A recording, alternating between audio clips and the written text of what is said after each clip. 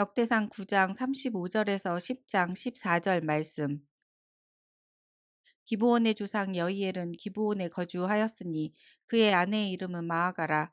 그의 맏아들은 압돈이요 다음은 술과 기스와 바알과 넬과 나답과 그돌과 아히오와 스가랴와 미글롯이며 미글롯은 시므함을 낳았으니 그들은 그들의 친족들과 더불어 마주하고 예루살렘에 거주하였더라. 넬은 기스를 낳고 기스는 사울을 낳고 사울은 요나단과 말기수아와 아비나답과 에스바알을 낳았으며 요나단의 아들은 무리바알이라. 무리바알은 미가를 낳았고 미가의 아들들은 비돈과 멜렉과 다레아와 아하스이며 아하스는 야라를 낳고 야라는 알레멧과 아스마웻과 시므리를 낳고 시므리는 모사를 낳고 모사는 비느아를 낳았으며 비느아의 아들은 르바야요 그의 아들은 엘르아사요 그의 아들은 아셀이며 아셀이 6 아들이 있으니 그들의 이름은 아스리감과 보그루와 이스마엘과 스아랴와 오바댜와 하나니라. 아셀의 아들들이 이러하였더라. 블레셋 사람들과 이스라엘이 싸우더니 이스라엘 사람들이 블레셋 사람들 앞에서 도망하다가 길보아 산에서 죽임을 당하여 엎드러지니라. 블레셋 사람들이 사울과 그 아들들을 추격하여 블레셋 사람들이 사울의 아들 요나단과 아비나답과 말기수아를 죽이고 사울을 맹렬히 치며 활 쏘는 자가 사울에게 따라 미치매 사울이 그 쏘는 자로 말미암아 심히 다급하여 사울이 자기의 무기를 가진 자에게 이르되 너는 칼을 빼어 그것으로 나를 찌르라.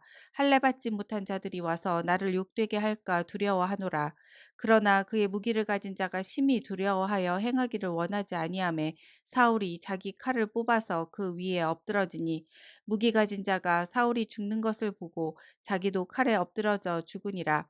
이와 같이 사울과 그의 세 아들과 그 온 집안이 함께 죽으니라. 골짜기에 있는 모든 이스라엘 사람이 그들의 도망한 것과 사울과 그의 아들들이 다 죽은 것을 보고 그 성읍들을 버리고 도망하매 블레셋 사람들이 와서 거기에 거주하니라.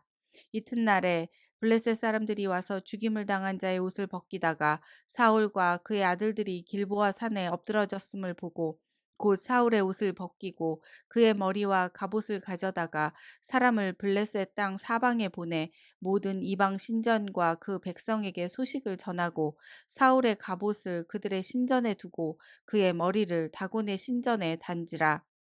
길르앗 야베스 모든 사람이 블레셋 사람들이 사울에게 행한 모든 일을 듣고 용사들이 다 일어나서 사울의 시체와 그의 아들들의 시체를 거두어 야베스로 가져다가 그곳 상수리 나무 아래에 그 해골을 장사하고 7일간 금식하였더라.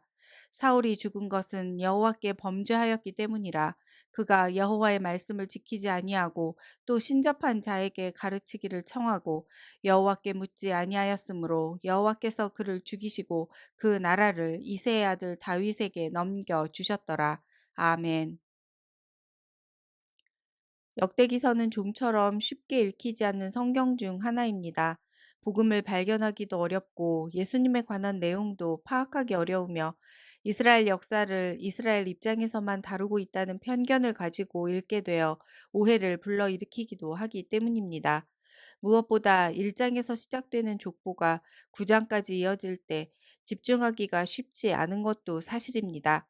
그러나 사도 바울이 아들 같은 디모데에게 모든 성경은 하나님의 영감으로 기록된 것으로서 교훈과 책망과 바르게 함과 의로 교육하기에 유익하다고 당부한 것을 떠올리면 역대기서야말로 이러한 성경에 가장 부합한 책입니다. 역대기서를 읽는 최초의 독자는 70여 년의 바벨론 포로 시대를 마치고 이스라엘로 귀환한 포로 3세대들입니다. 이스라엘로 귀환했지만 어디서도 과거 부모님들로부터 전해 들었던 영광은 찾을 수 없었기에 그들에게 말씀 교육만이 유일한 살 길이었습니다. 하나님은 피조물인 사람과 말씀을 통해 언약을 맺으시는 유일하신 참 하나님이시기 때문입니다. 오늘 본문은 포로에서 귀환한 자들의 족보 중 이스라엘의 첫 번째 왕이었던 사울의 족보로 시작됩니다. 9장 39절 말씀입니다. 넬은 기스를 낳고 기스는 사울을 낳고 사울은 요나단과 말기수아와 아비나답과 에스바알을 낳았으며 하나님 백성으로서의 가장 중요한 정체성은 하나님과의 바른 관계에 있습니다. 하나님과의 관계가 어그러진 인간은 자신과도 세상과도 바른 관계를 가질 수 없습니다. 이스라엘 족보에 기록된 한 사람 한 사람은 모두 하나님 백성들입니다. 그러나 성경을 통해 그들이 보여준 태도는 언제나 하나님 떠나기를 반복하였고 그 결과 쫓겨나 자유를 잃어버린 포로로 전락하고 말았습니다. 역대기서는 그 대표적인 인물인 사울을 버리시고 다윗을 택하신 하나님의 절대 주권 앞에 철저히 자복하기를 가르칩니다. 10장 6절 말씀입니다. 이와 같이 사울과 그의 세 아들과 그 온 집안이 함께 죽으니라. 자신의 욕망과 사람의 인정만을 위해 산 사람 사울을 하나님께서는 이렇게 평가하십니다.